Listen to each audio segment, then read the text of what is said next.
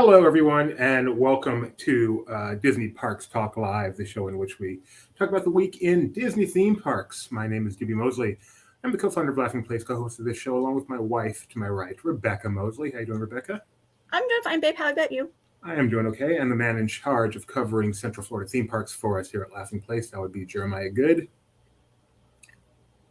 And as always, we welcome you to become a part of this show by joining in our chat here. Hello, Jeannie, as we talk about everything in the week in Disney theme parks, which we are going to obviously start off today's show with the biggest news going on in Central Florida. We're going to discuss it, all the ramifications of Hurricane Ian, which I'm sure everyone around the country is aware of, bearing down on Florida already and anticipated to hit the Central Florida area tomorrow and through Thursday, and causing lots of ramifications. So we are going to go through that, and then we'll move on to the rest of the things going on in our normal frivolous state. But we will try to give this the decorum it deserves. So, Rebecca, I know you love to keep up on weather updates. You want to give us the latest? Let's see. Currently, as of now, what's been reported is that Orlando International Airport will cease their operations Wednesday at 10:30 a.m. It's looking like that's expected to extend through Friday, but I didn't see an official announcement as to when they anticipate reopening the airport. Busch Gardens, Tampa. Closure is listed Tuesday through Thursday. They're obviously much further south and on the coast, so not a surprise that their closure is before these other parks up here in Orlando area. Legoland, Florida, SeaWorld, Universal, and the Walt Disney World theme parks are all letting people know that they will not be open Wednesday and Thursday. And then Kennedy Space Center right now is saying that they will be open tomorrow. And Kennedy Space Center is listed as closing on Thursday. And as far as International Airport, I guess technically we use different terminology, but it will not have commercial operations during that time period. So I've got a note from my production side letting me know we don't talk about airports as closing. They say they will end commercial operations at 10:30 a.m. As far as those of you who are theme park fans who are following this, let me give you a little bit of insight. The three of us have all lived in Central Florida at one time or another. Doobie and I were not there for the most recent hurricane that also started with an I, Irma. But we were there for Charlie, Francis, Jean, and Ivan, which were pretty unprecedented events for the Orlando area. That's about as big as it gets in Orlando. So go ahead, Rebecca. But we were there for those, and understand that if you tune into the local news networks there in the Orlando area, they cover a vast region. They cover the coasts and the interior parts of Florida, and they're trying to do their best to keep people safe and to give them information, especially for those within the low-lying and coastal regions. And so the dynamics of their language can be more concerning if you're looking at that dynamic. So be sure to look more carefully at what the hurricane service is announcing. They give really great updates with key points of information regarding what people need to know. There's also certain meteorologists are really good follows because they give more targeted information. I'm a fan of following windy.com because you can actually follow better, like just specific wind speeds within certain areas. Because like I say, the local journalists, they've got this wide swatch of area. And as somebody who's lived in the area, my family was down towards Poinciana. I had relatives down in Haines City, and these areas are 20 minutes or to 30 minutes south of Orlando, and their experience in those storms was drastically different than ours up in Celebration. So, just keep that in mind as we all, follow this from afar. And if you are local, be sure to listen to what your local authorities are telling you and what the local meteorologists are informing you as far as the ways to keep safe during these times. And something else to remember is, the hurricanes do not follow any prescribed pattern. Things do change. I do recall that when they closed the parks back I believe it was 2005 when the Charlie and et cetera hit. They had scheduled to be closed for this amount of time, but then after a hurricane passes, they realized, okay, well, this is where we're at. And I think one of the parks opened for resort guests a little early. So I'm not saying anything's going to happen. I'm just saying, nothing is set in stone. Things can be shorter, things can be longer, but this is what's anticipated at this time. And another thing, of interest, obviously parks are closed. There are people staying on property. The hotels have to remain open. Not all of them, but most of the hotels are still open. There are people who are staying on property. So it's always interesting to check social media. Disney obviously does their best to keep people entertained, even though the theme parks are closed. And obviously, if they're not, at some point you may have to shutter in your room. But if the theme parks are closed, but you're allowed to leave your room, then they have various activities and things. It can be just kind of interesting to see what's going on there. So just check social media and see. Because a lot of the closure is not only because of imminent danger at the theme park. Obviously, cast members live all over the place. You want to keep the streets free. You want to avoid flooding. But it doesn't mean just staying in a particular hotel means you're in mortal danger. You could still be fairly free to walk around the hotel sometimes. And my nieces were out here for one of the bigger ones, and they had more fun. This is them after the fact. They said they had more fun in the hotel than they did in the parks the day before, because the characters were all there and there was lots of fun activities going on. That's definitely hindsight for them, but they were telling me how the characters were running around everywhere. So it is definitely something, but that doesn't matter, because if you're not here, you're not going to be here. Right. If you're watching us from a hotel room, have lots of fun. And conversely, if you are there expecting to go, yeah. So. And no, I'm just presenting this because I know we would get reached out to by a lot of our friends from California, because we had just moved into the area, and their concern was based upon the reports they were seeing within the news, which were actually locations that were far away from us, but it's still, because the theme parks are such kind of an identifying geographic feature. I think a lot of times they're still used within the description of kind of the storm itself. So, like I say, I'm just trying to give a little bit of balance there, so you don't totally panic when you see what's happening along the coast, because what Central Florida can be going through can be a different dynamic. But we're fingers crossed. Honestly, my hope as I look at these reports is that this storm moves through quickly, because one of the concerns right now is that the meteorologists keep saying that they're concerned it's going to be a slow moving storm, which means if you're getting a lot of rain within an hour and that storm isn't moving very far, that means you're going to be getting a lot of rain over a period of time. And so the hope is that it will, keep marching, as it were, so it won't end up kind of just deluging the area with as much rain as some of the meteorologists seem to be speculating at this time. And my last entry on this, Julie, no worries. When I was out here for Irma a few years ago, that was my first time being in a hurricane. As a California kid, I'm used to natural disasters with no notification. And I will tell you that the build up to Irma was far worse than the actual storm. Not that the storm wasn't scary, being in a house, losing power, lightning, thunder. It's everybody stay inside, stay safe. But come hopefully Thursday afternoon, Friday, when the parks have cleared, if there is any problems, everything will be back to normal, and hopefully everybody is fine and enjoying their vacation. So we prepare for the worst and we hope for the best. And as one meteorologist said, hopefully by this weekend we will be through this and on the recovery side, and hopefully with not a whole lot of recovery on our plate. Can you show your summary graphic one more time, Rebecca? Yeah, sure. Just want to reiterate before we move on that the storm is arriving, and most area theme parks, Universal, Disney, SeaWorld, Legoland, have announced closures for both tomorrow and Thursday.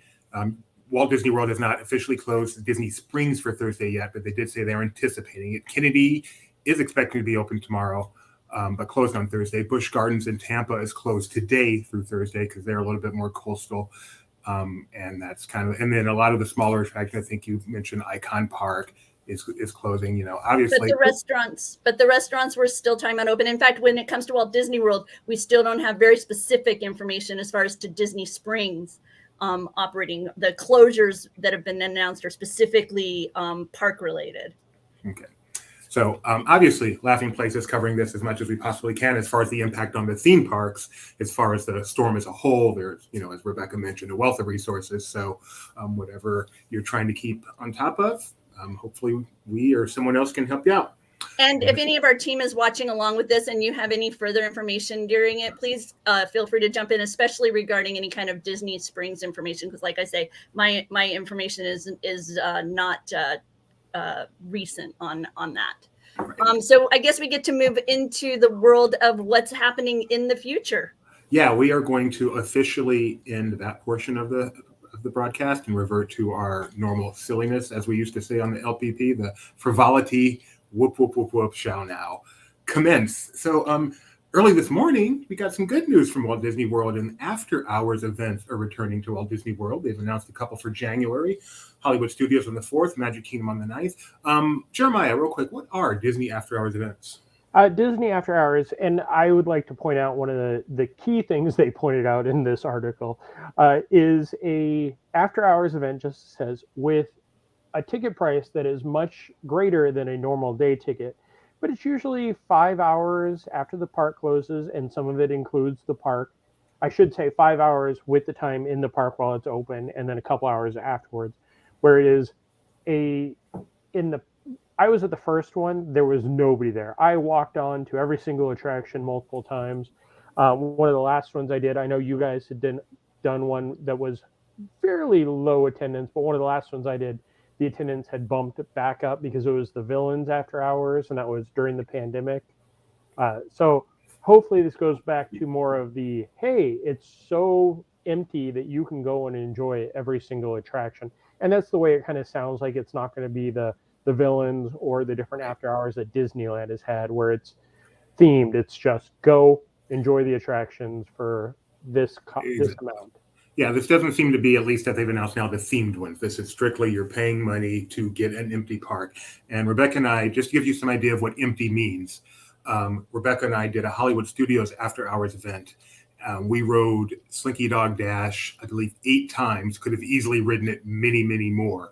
It's just we decided to do other stuff in the park, but the park was empty. Rebecca, you did an after hours event in Animal Kingdom. And I did. What was your experience there in terms of wait times? Not only did we have multiple rides on Flight of Passage, where in some cases they even allowed us to just like re-ride. We didn't have to journey through the whole queue. But walking the park itself, it was not uncommon to just be the only individual within eyesight for the event we were at. So I don't know if that was terribly typical because I've only been to the one, but that was amazing itself because Animal Kingdom is just such a beautiful park. So to be there kind of in just totally immersed within it without that hubbub of theme park traffic was pretty amazing. So when I did the Magic Kingdom, the first one, and even one of the following ones, I walked right onto Seven Dwarfs Mine Train, and that was just 2 years after it opened. So yeah. it was pretty nice. But again, we hopefully it'll be, as they call out in there, lower attendance, lower ticket sales. So. And this is one of those things where you can, we enjoyed the hotel for the day. And then as it got to later afternoon, then we went over to the theme park and enjoyed it into the evening. So in essence, you could swap it out for your day in the park. Because as Jeremiah pointed out, the prices range from $129 to $159. So you're looking at a higher ticket price than a single day admit. And it's not until, it's a more limited hours, but hopefully they'll follow. Yes, Mr. Doobie. You were forgotten the most important thing. The price might be a little higher, but you will get your money's worth because it does include unlimited ice cream, popcorn, and select beverages. And I mean, if you're pre-surgery, easily get your money's worth. So, no, obviously kidding, but that is something to remember. It is very nice just to be able to walk up and get an ice cream and a pop. It just turns into, especially if you've been to the park many times, it's a very special day. A unique way to experience the park. Aside from the low lines, it's just a fun way to experience the park. I think it's a great thing. If you're a family with a multi-generational family, leave the kids with other people in your family, right? Maybe grandma grandpa are along and they keep earlier hours, or and so let the kids stay home with them, and then you and your significant other go and have a few hours, just the two of you in the park, enjoy the rides, be kids, a little bit of time to yourselves. It's wonderful. Yeah, well, my take was always, if you have limited amount of time in the park, like if you're on a 4-day vacation and you're like, okay, whatever after hours it is, you can skip that park almost the entire day. I mean, you may not be able to see some of the shows, but you can do all the attractions easily.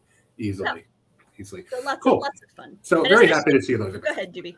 I'm just getting very happy to see those back. Those are fun. Yeah. That's definitely something I consider on my trips, even though I'm an annual pass holder, because especially if they, I don't know if they're going to be doing them at Epcot, but it's just to be honest, one of the cool things about being a media person, not that I do events anymore, is when these cool new rides open, you can ride them a lot. And then once they open for real, you can ride them at most one time on your trip.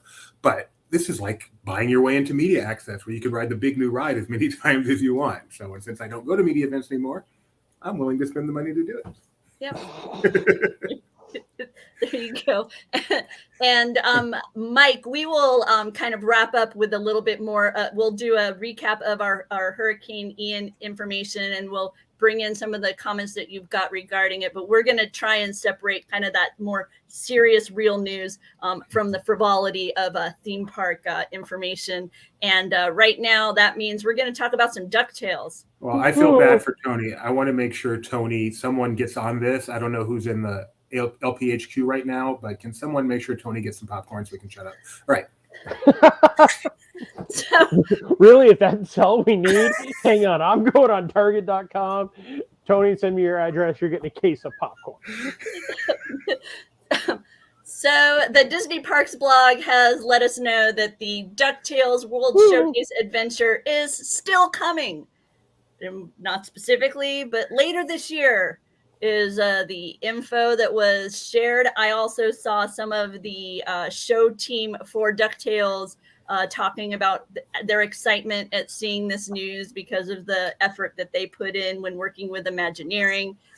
So I'm excited. Are you excited for this, Juby? I can't remember if you were one of these World Showcase Adventure lovers or haters. I was a lover. I was not a lover. So for those who aren't so familiar, these World Showcase Adventures. Yes, I broke Juby. Oh man, especially with my wife on here. All right, these World Showcase Adventures are kind of scavenger hunts, but really high-tech scavenger hunts walking around the World Showcase. You interact with various places around World Showcase. They do cool things. I mean, they're really cool. Just not my kind of activity. I'm not the interactive type. So no, I don't care about this, other than it will make you happy, Rebecca, and anything that makes you happy makes me happy. So are you excited, Jeremiah? Let me real quick. Previous one had been Phineas and Ferb. Agent P. Agent P. Yeah. So if people have read about those, that's what this is. This is going to be one of those. Yeah. This was put into motion before the pandemic. This was announced, I believe, at last Expo. So I'm guessing that this has been sitting there ready to go for quite a while. I'm excited for it. I hope October 1st I can walk in and start playing DuckTales. Woo. Ooh. All right, what else we got, Rebecca? We have the announcement of the Candlelight Processional narrators. That's been follow-up to that. Yeah. Go ahead. I was just going to say, so I think you're going to show the list, but the new narrators are Simu Liu. Who is that? Does anybody know who that is? Shang-Chi. Oh man, I feel dumb now. Raul Esparza, Damon John, Josh Gad, Gloria Estefan, which I really hope she goes right. Guardians of the Galaxy, and doesn't get her song. Mariska Hargitay from Law and Order SVU. Josh Gad, of course, is Olaf. Damon John from Shark Tank, and Raul Esparza. I'm sorry, I'm not familiar with who he is. He was also on one of the Law and Orders. Okay. Oh yes, I do know who he is. Oh, I like him a lot. So. By the way, to answer Tony's question, the information seemed to indicate that it would be through the Play app. So that's what we're anticipating. But hey, we'll see when it launches. Go ahead, Mr. Doob. I'm such a big fan of Really Sparks. I'm happy to hear he's going to be there. Well, you didn't even know who he was a second ago. I know, but as soon as you said Law and Order, it clicked who he was, and I'm a huge fan of his. All right, so I'm excited to see the shark added to the list. Dave and John. Wait, there's going to be a shark reading. Some returning favorites: Cal Ripken, Marie Osmond, and of course Neil Patrick Harris. I don't think they're allowed to do a Candlelight without Neil Patrick Harris anymore. I wonder why. Probably because it's basketball season. Otherwise, you know that one of those Lopez's would be doing this. One of the Lopez. We haven't seen that yet, have we? No, they have not. Also, Cal Ripken hasn't done it for a while. Mm-hmm. Neil Patrick Harris wasn't here last year. I know it was very weird because that's usually the one time that I make a point to go on my own is to see Neil Patrick Harris. This year there are so many good names. Like I can't wait to hear about the 10 Rings and Christmas. Every one of usually I need some names explained to me, but once you clue me in as to who they are, I know who every single one of these people is. So runs November 25th through December 30th. Candlelight is a event they do at Epcot where they do the retelling of the Christmas story. It's a very biblical retelling. It is most definitely a religious event. Are you doubting that, Jeremiah? No, I was just wondering, like, what part does Ralphie play in the Christmas story? And and Marie Osmond will be doing it on Christmas Day. That's pretty cool. That is really cool.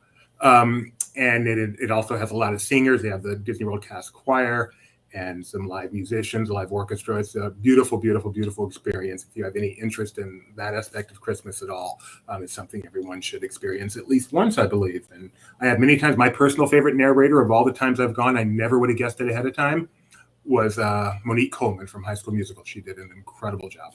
Do you have a favorite, Jeremiah? Neil Patrick Harris is always a great one. There have been some really funny ones. This one I didn't actually see, but it is one of my all-time favorite stories. And you guys may have been there. It was at Disneyland, and I believe it was James Earl Jones. And as he was saying, he said, Disneyland is the reason for the season, where it's supposed to be, Jesus was. Yes. So that's always like anytime we talked about it with some of my friends, I was like, yep, Disneyland's the reason for the season. Let's see. Evil Queen comes in with Trace Adkins. Oh, that's like that voice. Oh, that's nice. Gary Sinise, Tony Betty talks about that. Chrissy's agreeing that James Earl Jones was the best. And yes, it was Monique Coleman from High School Musical. She did a marvelous job. She really did. As narrator. One of the ones, Jodie Benson, I'm friends with, I know this will surprise you, Doobie. I'm friends with some of the Voices of Liberty. And at one point, they actually had to kind of walk over to Jodie Benson and kind of calm her down because she was being so loud. She was going onto their microphones during the singing. That's great. Amy Grant, Kyle says Amy Grant. So, and Disneyland, so typically Disneyland does a much smaller version. They do it over just one weekend with one narrator. And that one's usually a bit more of a surprise. They don't announce it way ahead of time. So we shall see.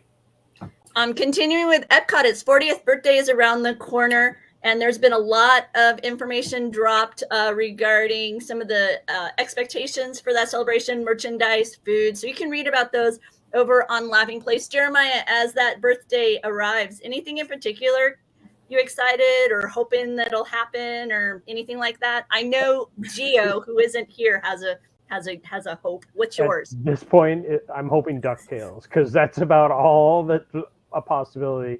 I mean, I understand that we're also still in the Walt Disney World 50th phase for a few more months, so I understand them kind of downplaying the 40th anniversary. No. But I was just looking at some of for the 35th anniversary, which is a smaller anniversary, they had fun stuff during that. So I'm a little sad that there isn't anything big for the 40th. The food is actually a little disappointing to me. I think other than the waffle, that was about it. That's actually something that's Epcot, other than like, look, here's a colored drink. Here's a colored drink. Here's a Mexico food that comes in a cup that says Mexico 40. Wow. Jeremiah's so negative all the time. I know the merchandise features Figment, and so I think there's a bit of hope that maybe what Josh Damaro talked about it. Expo will appear here. I don't know that I would bank on that, but one would hope, maybe. Who knows? So I'm kind of torn because they have the Figment dessert item at Sunshine Seasons. It's like a roll that's like it looks very pretty. But... Yeah, and then like I say, he's featured in a lot of merchandise, but that's not totally atypical of Epcot. They realize what a fountain of love they have there when it comes to Figment. But boy, do I hope that maybe, just maybe, y'all will get some fun with Figment in person for the 40th. So here's the time. I don't see Gio on, but this will He be isn't. a hope smasher. Figment wasn't around until 1983, so there's really no like big reason. I mean, it's adorable. Yeah, isn't that the cutest thing? That looks good, and then the waffle again looks good, but the drinks are, look, here's a red drink, here's a blue drink, here's a green drink. There you go. This is pretty much exactly what Jeremiah described, to be honest. Oh, sorry, there's also an orange drink in there too. I think it's a sake flight. Ooh, Christy is not impressed with the merchandise. I suspect we'll be talking about it some more on Barely Necessities later today. So I'll see what Becca thinks about it. My friend Anita, who was hoping to go to Epcot for this, but just found out her flight's been canceled. Yeah, she wasn't jumping up and down about the merchandise either. Tony pointing out, I agree with Tony. Put that down. Yeah, I can't disagree. Yeah. So Epcot's 40th, October 1st. Yep. This Saturday. So we do plan to do a live stream from the park that day, of course, celebrating Epcot's 40th. We are? That's what I was told. That's right. Yeah. TBA, so make sure you subscribe, ring that bell so you know when it happens. And as far as not celebrating the Epcot's 40th because it's still Disney World's 50th, they knew this would happen when they opened the park 11 days after. So I don't want to hear any excuses. They definitely planned it. Make it happen. We know he knows, Jeannie. We know Jeannie knows. we no hope doubt along Gio with knows. you. Yeah, no doubt Gio knows. Continuing with some Epcot news, they're continuing to open some of those smaller shops that had been closed for periods. I'm not even sure, Jeremiah, was this like closed or was it just rethemed for a while? Now it's back as a toy shop? It was closed. Windows and doors were covered over. They moved some of the merch into the front shops, but the toy store close had been closed since the pandemic. The best part of that shop reopening was I learned it's called the Toy Soldier, which is kind of a cool name. So. The nice thing is that will probably also tie in with Ducktales. Woo! So maybe October 1st, since that shop's reopened, I will be able to. Yeah. Wait, time out. Jeremiah, are you hoping Ducktales launches on October 1st? Did I hear that right? I am. I wasn't clear on that. Sorry, that'll be a fun live stream of like the cameras in the upper corner of my phone as I'm walking around doing the Play Disney app. You're just looking at me going, "Oh, look!" Please bring a second phone with you. Hey, I will let Jeremiah take the lead on this next item. Oh, Carol Stein. This one broke my heart. Carol Stein, who has been a long time Disney, she's going to be a legend. She started at the Grand Floridian as a piano player out in the lobby, and then she went on to play the piano pretty much anywhere they've had a piano. I knew her best from the Comedy Warehouse. And then she started being the hat woman at UK after, I can't think of the previous person's name, left. And then they moved her into the American Adventure Rotunda, and now her last day is tomorrow, I believe, in the Rotunda. And then she's playing, thank you. She's playing again at the Rose and Crown Pub for October, and I believe the first week in November is her last days.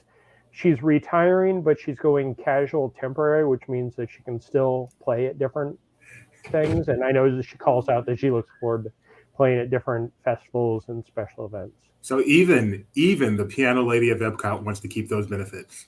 Yes. Going to CT. Every CT I know, that's why. They just want those bennies. Give me that discount. Give me that main gate. Jumping over to this coast for some big news. Oh, we should mention Mike Celestino's not here today. We had to do it on Tuesday to accommodate Rebecca and I's schedule. Mike couldn't make Tuesday. It's hard to go on without him. Our heart is heavy, but we do look forward to his return next week. Hi, Mike, if you happen to be out there, although if you are, you should be here. So I'm guessing you're not. Okay, go ahead, Rebecca.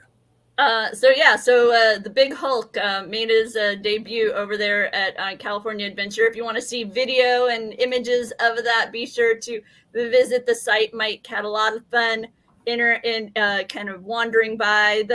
They have tried various dynamics regarding guest control with that. When he was initially there, Hulk was just kind of out and people could gather around and look at him. And then when he returned later in the day, it was a very very organized, do not stop in front of him, keep walking by.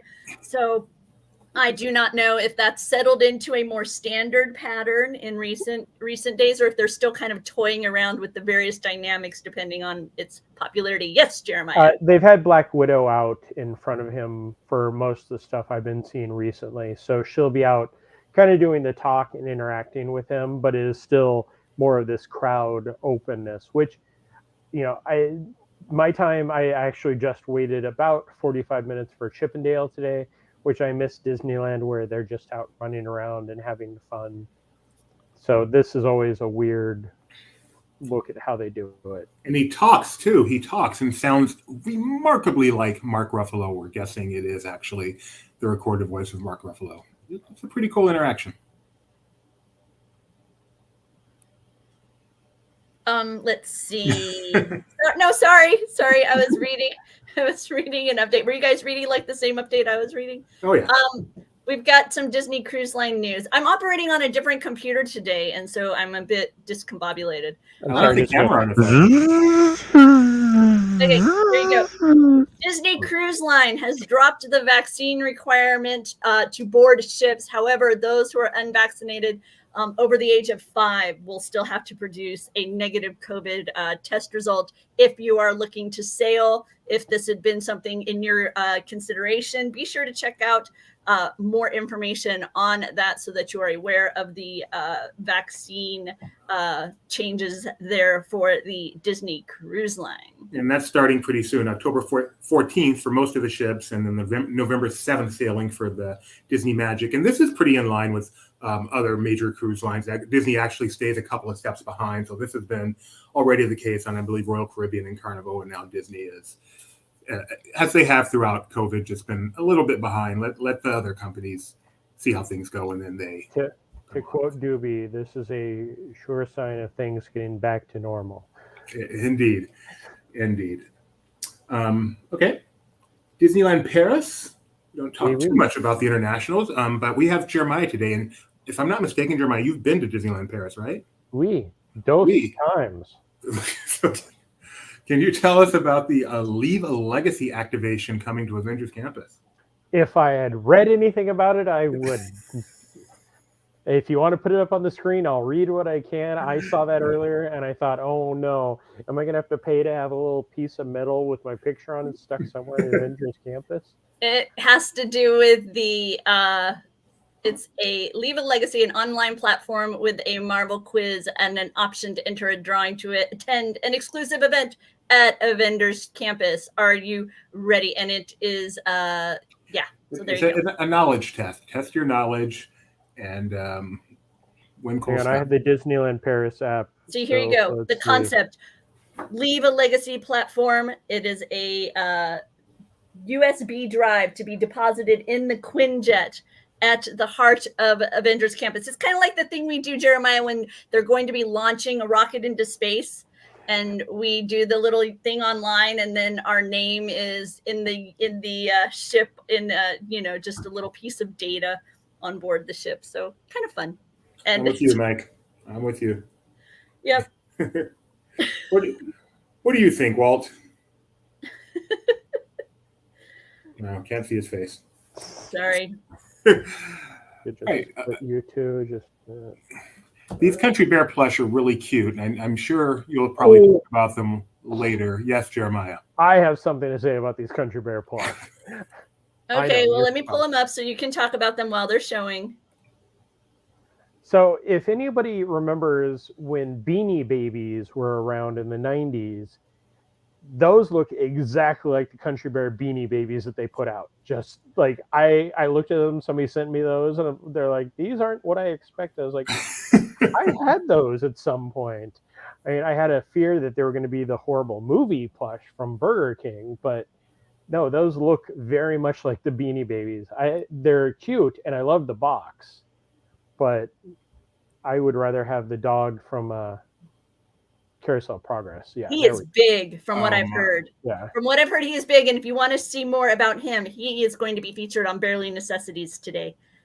Because Anita purchased him, and she's agreed to come and do a little show and tell and show us how cute Rover is. So that'll be on Barely Necessities later today. You better not let Rigby see it. It might go through the screen.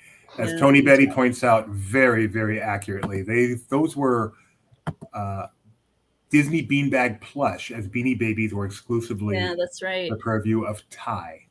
So. But by the way, Kyle's coming in and poo-pooing you all, poo-pooing the Leave It Legacy. He's like, the quiz portion is pretty fun. So there you have it. There's Kyle's poo-poo. There you go. Thank you for sharing. Oh, is that a new show here on Laughing Place? No. But it does lead us into our final story. But I guess it does lead us into our final story of the day. Wait a second. Oh, I don't want to know what the final story is then. The Jackass director is going to produce Stolen Kingdom, a documentary on the theft of Buzzy and I guess other kind of secret things that happen at the parks regarding items going missing. I guess it all relates to that story last year. Jeremiah, you got more information on this by chance? Other than Jeff Tremaine, who is a great jackass. The entire show was fun. He gets involved with things that interest him, and then he just runs rampant. So this movie should be very interesting. I can't wait for them to I'm just going to stop because I was going to say things that was going to get me in trouble. But it should be very interesting. And we all know Buzzy disappeared from the Wonders of Life Pavilion, and then he was tracked down. Who was it that finally purchased it? Well, okay, so it's going to focus on a former cast member who has pled no contest to stolen property, has done 250 hours of community service, forced to pay over $25,000 in restitution, 6,000 of which went to Disney, and 10,700 went to Robin Lopez. And I guess there's some who believe that perhaps elements of Buzzy ended up with Robin Lopez. Hopefully, this look at what's been happening will be further explained in the upcoming documentary being produced by director Jeff Tremaine. It's called Stolen Kingdom. And apparently it is chronicling what he describes as a 30-year history of wrongdoing. And he says debauchery. Or it says, the description we have says debauchery at Walt Disney World. We don't know the platform for this, right? This isn't going to be on Disney Plus, is it? No. Speaking of things that aren't on Disney Plus, what about the Mountains documentary, Rebecca? I don't think that's on Disney Plus. I think that's on all the others like Vudu and maybe Amazon and all those as well. So that one is something that's very interesting since we have a few minutes to fill. It's amazing how many Disney related documentaries are now coming out, as a fan. I mean, aside from the amazing ones from Defunct Land, where you learn about queuing and Fast Pass and whatnot. But mind blown. Hang on just a minute. Yeah, Jeannie, on their website, they said there was a small fire in the VAB. The tweet I saw didn't indicate that there was any injury, and I didn't hear any thing beyond that report. So their Twitter was fairly active with that. It was around 11:30 this morning out there on the Space Coast. but back to this. No, there's this one, and then there was the one about the mountains. What was that one again, Jeremiah? I can't even recall. It's about Walt and the Olympics. Yeah, the 1960 Winter Olympics, which kind of changed what it means to put on an Olympics. That one looks so incredibly interesting. Yeah. And then there's also the one about the cat. I can't remember the name, but what was the cast member that has the documentary? Oh, no, was it a book or a documentary? Oh, the one that's coming out about he's a longtime cast member. I associate. You know his name, Jeremiah. What's his name, Jeremiah? Do you remember his name? I have no clue what you guys are talking about. He was a kid of the kingdom. I know you know. Billy Flanagan. Yes, Billy Flanagan. Sorry. Yeah, apparently during COVID, I guess during that time period, he used some of the time to do some sort of national bike ride, bringing sunshine to people, and that is now a documentary that was going to be doing some screenings. I have to imagine that unfortunately the current weather may be getting in the way of some of the kind of the big celebration plans. But I know Laughing Place will be bringing you more information about that documentary as it is making its rounds for viewing. So just a lot of really interesting media to consume as a Disney fan beyond the beautiful Disney created items like the Imagineering one from iWorks Group. That was so good. I feel like we need to create like a production division and start acquiring some of these and creating a channel just to show them. Rebecca disagrees, but I'm going to bring that up with the CEO. See what he has to say. I think the Billy Flanagan, I may be able to get in contact with somebody to do that. So, okay. Did we have anything else on our list we wanted to discuss before we kind of recap with the current status of Ian? I don't think so. All right. Thanks, everyone. Ian doesn't get a park reservation, so he just avoids this area. Exactly. I know. Did he check with so factory tours? If you want to be entertained, take a factory tour. Okay. Yeah, we took a factory tour lately in Doobies and Love, so you'll hear more about that, I'm sure, on his trivia show tonight at 7:30. But for now, we want to remind you that the theme parks in the Central Florida area have announced that they will be closed Wednesday and Thursday as Hurricane Ian arrives to Florida.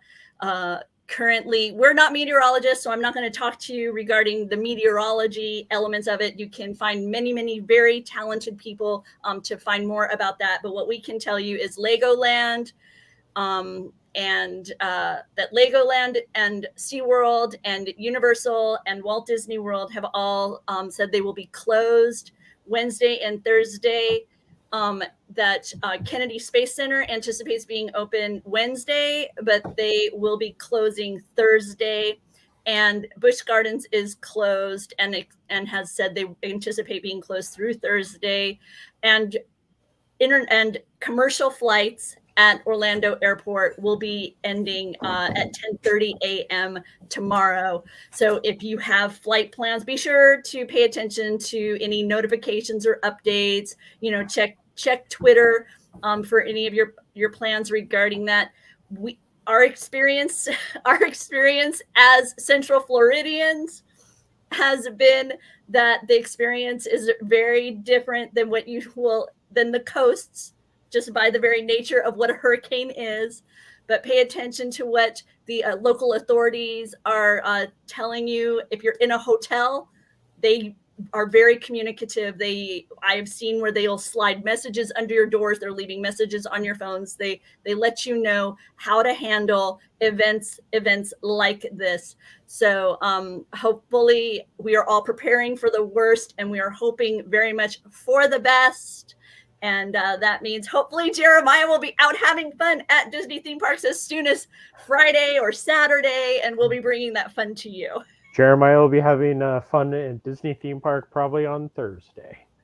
So we shall see how things move going forward. I myself have many friends and family in Central Florida, so I'm following it. I usually just pick a few Central Florida and area meteorologists and follow them on Twitter, as well as the website windy.com, because I find windy helps me know exactly what I can pinpoint more specifically kind of what's happening there, because the news, especially more national ones, are so broad focused. It's harder for me to know kind of what's happening specifically in the areas that I'm most concerned with, which is where my family is, which is not on the coast.